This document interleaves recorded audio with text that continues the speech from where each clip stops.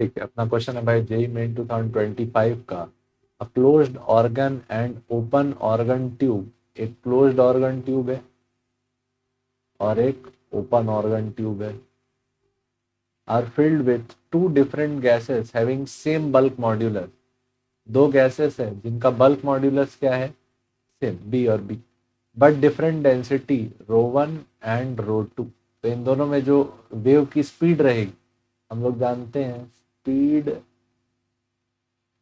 Of sound wave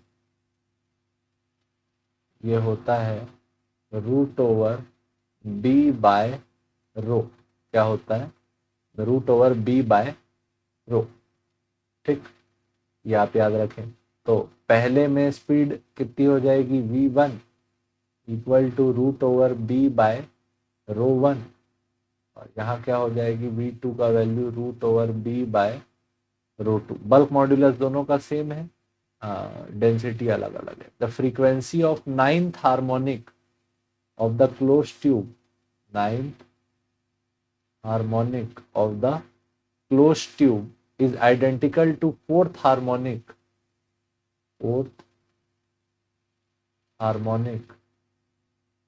of the open tube. ठीक, if the length of the closed tube is 10 centimeter, if the length of the closed tube is 10 centimeter and density ratio rho 1 by rho 2 is equal to 1:16, find the length of open tube। Length number 2 का value अपने को पता करना है। ठीक, तो पहले तो अपन लोग क्या लिख लेते हैं, यहाँ हार्मोनिक फ्रीक्वेंसीज का फॉर्मूला। यहाँ कौन सी हार्मोनिक फ्रीक्वेंसी लिखनी है, नाइन्थ हार्मोनिक फ्रीक्वेंसी का वैल्यू क्या हो जाता है, 9v by one and close tube है तो क्या लिखते, 4l। क्या लिखते, 9v बाय 4l। ठीक, v का वैल्यू क्या आ जाता, 9v का वैल्यू यहाँ पे speed v1, 9 root over b by rho one by 4 length number 1। ठीक, और यहाँ फ्रीक्वेंसी फोर्थ का वैल्यू क्या आता, 4v बाय 2l। यहाँ फॉर्मूला क्या लिखते थे, nv बाय 2l, यहाँ nv बाय 4l। ठीक, यहाँ v2 हो गया 4, v2 का वैल्यू क्या आया, root over b by row 2 upon 2l2। ठीक, तो ये हो गया फ्रीक्वेंसी 9 और ये हो गया फ्रीक्वेंसी 4। ये दोनों फ्रीक्वेंसीज जो है ये दोनों क्या है, इक्वल है। 9/4 L1 into root over B by rho one equal to 4/2 L2 root over B by rho two. यहाँ से b और b क्या हो गया भाई, कैंसल। ठीक, b और b क्या हो गया, कैंसल। जो जो डेटा हमको दिया गया है वो सब अपन यूज कर लेते हैं। रो वन को इस साइड भेज देते हैं, सारे टर्म्स को छोड़, L2 को छोड़ के सारे टर्म इधर ले आते हैं, तो L2 इक्वल टू ये हो गया 4/2, ये हो गया 2।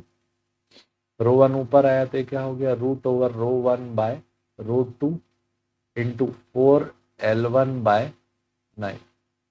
4 2 का क्या हो गया, 8/9 L1 into rho one by rho two. अच्छा, rho one by rho two जो हमको रेशियो क्वेश्चन में दिया हुआ था 1:16। L2 का वैल्यू क्या आया, 8/9 L1 इंटू रूट ओवर 1/16। 1/16 का रूट करोगे तो क्या हो जाएगा, 1/4।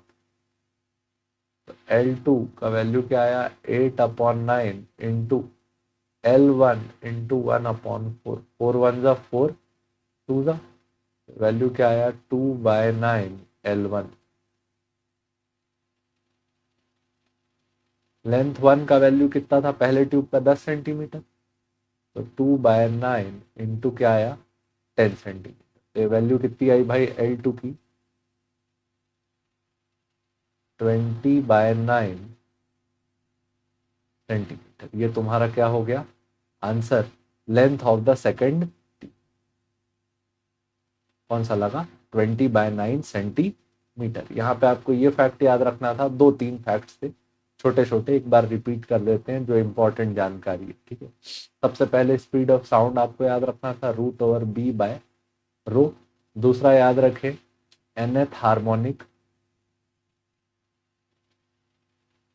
For close tube,